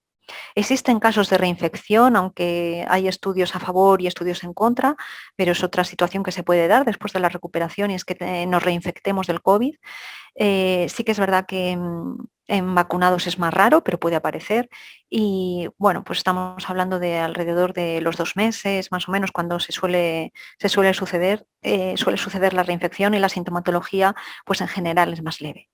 Y bueno, pues para terminar, yo creo que un poco nuestra función como enfermeras y como enfermeros es, tenemos una función social de cuidado, de dar soporte a las necesidades del paciente y en muchos casos podemos olvidar o dejar un poco de lado detrás de una mascarilla, detrás de una pantalla, detrás de un buzo, pues esa cercanía con el paciente, y las historias de vida pues nos ponen de nuevo en contacto con ellos. Y aquí os pongo, por ejemplo, el caso de Alma Quintana, lo he sacado de un periódico.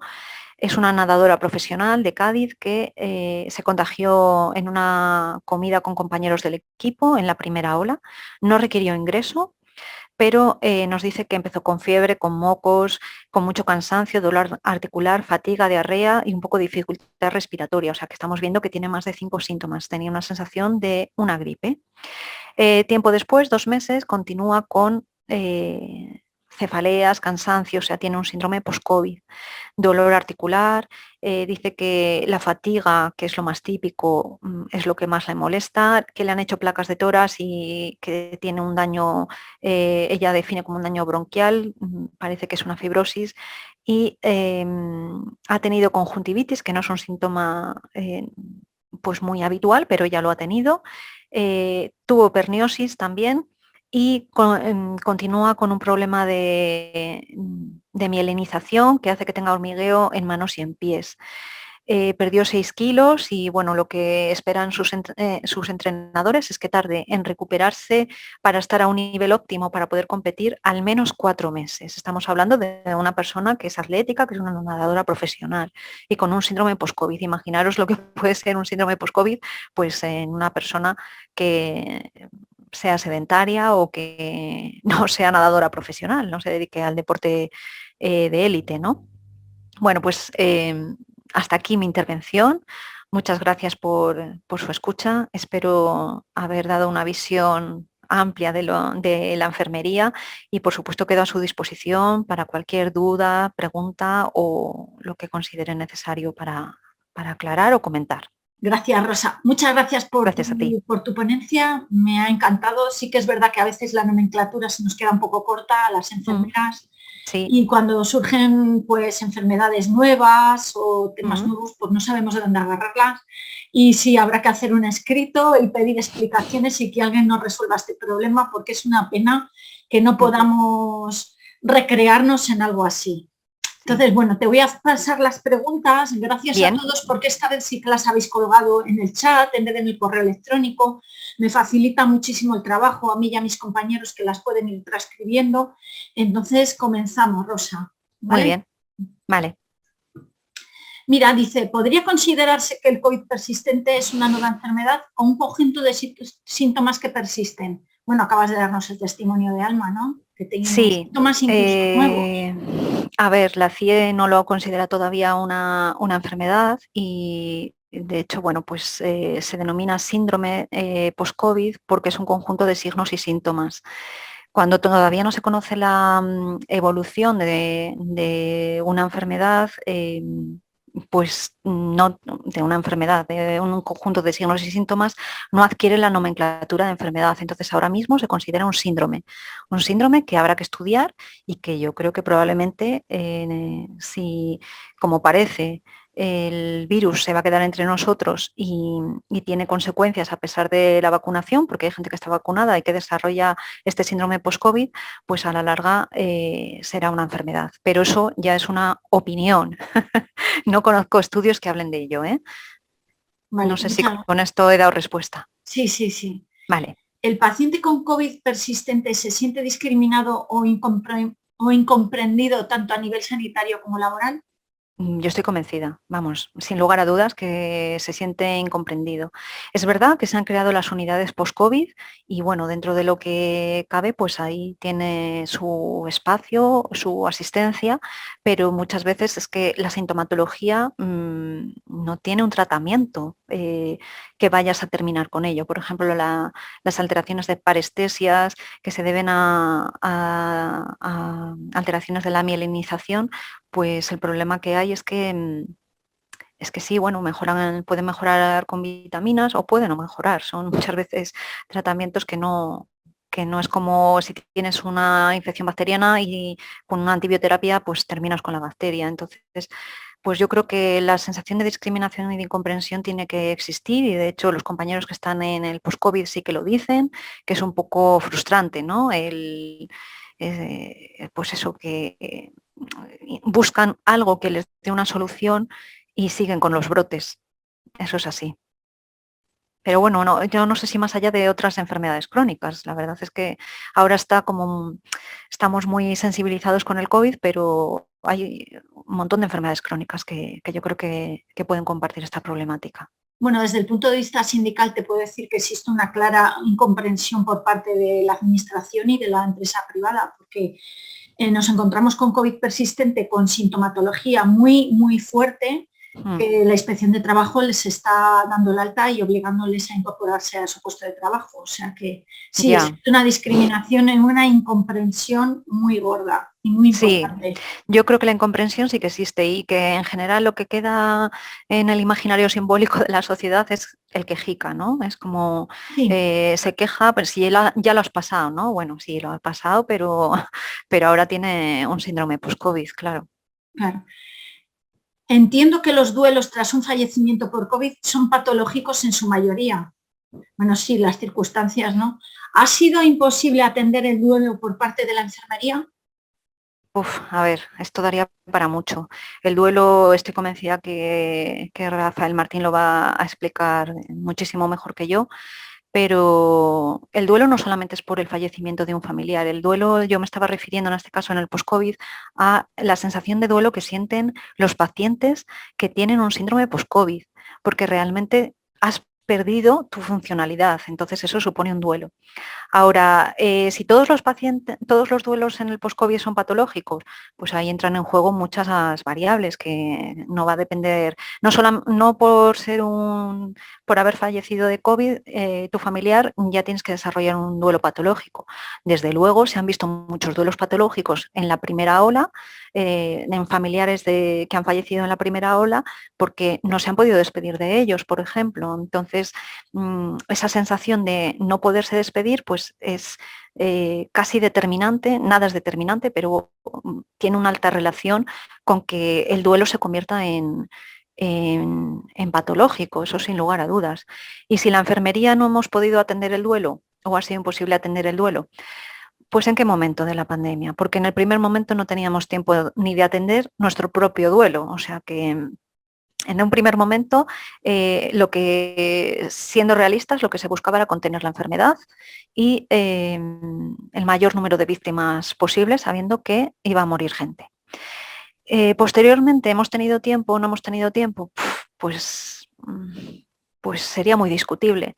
Yo creo que ahora tenemos que tratar los duelos y que tenemos que apoyar desde las actividades que se pueden hacer como enfermeras y enfermeros sobre el duelo, tenemos que hacerlo. Ahora no estaría justificado de ninguna de las maneras, porque no estamos en un momento en el que asistencialmente tengamos una sobrecarga como la que hemos vivido en 2020, por ejemplo. Entonces, Bueno, pues no sé si ha sido imposible, en algunos momentos ha sido imposible y en otros momentos también teníamos nuestro propio duelo y enfrentarte al duelo de los demás podía hacer que tú te sintieras mal. Yo creo que hay un poco de todo. ¿Qué papel cree que tendrían las enfermeras en las unidades post-COVID? Vale, ya hay enfermeras en las unidades post-COVID y el papel, pues yo creo que el papel de la enfermería está claro siempre y cuando la enfermera que quiera tener papel de enfermería, pues lo realice. Igual que en un hospital, igual que en atención primaria, igual que en cualquier unidad. El papel de la enfermería es el cuidado del paciente. Entonces, nuestro objetivo no va a ser determinar si tiene una neumonía o las etiquetas diagnósticas del médico son del médico y nosotros tenemos nuestro propio papel, que es el cuidado a través de actividades de enfermería. Y creo que en el post-COVID, la enfermería, por ejemplo, hay algo que no está haciendo y que sería el fomento de los grupos de post-COVID. Ya hemos dicho que, por ejemplo, la resiliencia mejora mucho con el grupo de iguales y no se están teniendo en cuenta. Y eso es la educación sanitaria es fundamentalmente, bueno, desde luego es compartida con otros profesionales, pero fundamentalmente quien hace educación sanitaria es enfermería. Y ahí yo creo que, bueno, no sé si es por una sobrecarga, que imagino que también, o porque son unidades que se han creado y que tienen que arrancar de algún modo, ¿no? Y que poco a poco pues se irán mejorando porque parece que, como hemos dicho, el COVID va a seguir aquí. Entonces, yo espero que en un futuro pues el papel de la enfermería en estas unidades aumente, pero yo creo que es responsabilidad en cierta medida nuestra de enfermería reivindicar ese papel. No siempre hay que esperar que nos lo den o que nos den nuestro sitio. Nuestro sitio lo tenemos que buscar nosotras mismas y nosotros mismos. ¿En qué han consistido los cuidados paliativos del paciente COVID? Bueno, es que es todo muy, en este sentido, muy ambiguo, porque claro, los cuidados paliativos, ¿en qué momento? En la primera ola, los cuidados paliativos eran muy limitados, esa es la realidad. Y yo, por ejemplo, en el servicio de emergencias en Segovia, donde tuvimos una tasa muy, muy alta en un inicio, bueno, pues se sabía muy poco de la enfermedad, las instrucciones que tenía atención primaria era dejarlo siempre que se pudiera en casa porque, bueno, pues no se podía hacer mucho por ellos y en los hospitales estaban falleciendo de una manera, en cierto sentido, deshumanizada porque fallecían solos, aunque estuvieran acompañados de personal sanitario, pero la realidad es que no estaban sus familiares. Entonces, ahí los cuidados paliativos estaban bastante limitados. Si entendemos por cuidado paliativo todo aquello que se lleve a cabo como cuidados cuando no pueda sanarse al paciente, pues desde el momento en el que se seleccionaba qué pacientes podían ser beneficiados de una ventilación mecánica y otros que no, todos esos pacientes que no han podido beneficiarse de una ventilación mecánica han tenido cuidados paliativos. No solamente han sido los que estaban ya en una fase terminal. Entonces, bueno, pues yo creo que ha habido muchos tipos de cuidados paliativos y que en un primer momento no han sido los adecuados, pero es que la asistencia tampoco seguramente ha sido la adecuada porque no se sabía, porque no teníamos conocimiento de cómo funcionaba este virus y luego, pues posteriormente se ha ido mejorando, como todo.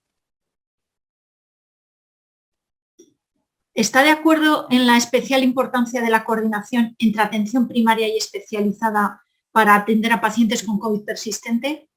Estoy de acuerdo con la coordinación, no solo entre primaria y especializada, sino entre primaria, especializada, emergencias, servicios sociosanitarios, absolutamente todo nivel asistencial, que lo de nivel asistencial, como viene regulado en la norma, pues lo tenemos que llamar nivel asistencial, pero no lo considero niveles, sino distintas facetas de la asistencia. Estoy de acuerdo en que tiene que haber una coordinación y que hoy en día es el punto débil del sistema sanitario, sin lugar a dudas.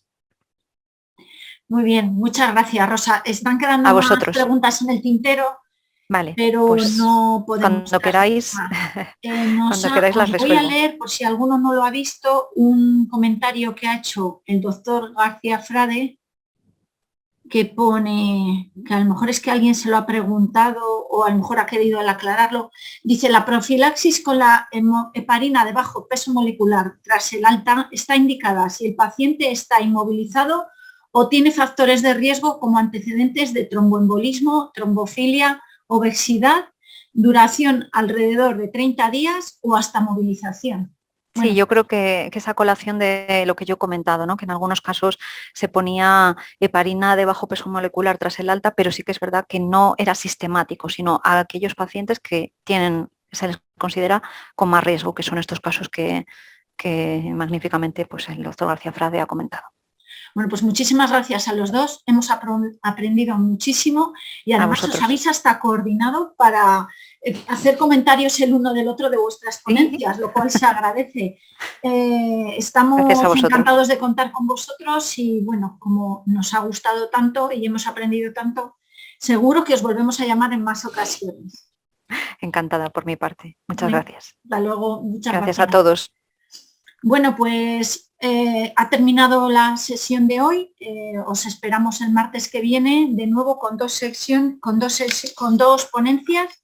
Estarán a cargo de Rafael Martín Sánchez, psicólogo y enfermero, y de Ángel Luis Guerrero Peral, neurólogo. Entonces, bueno, pues muchísimas gracias. Espero que os esté resultando interesante y el martes nos volvemos a ver. Gracias.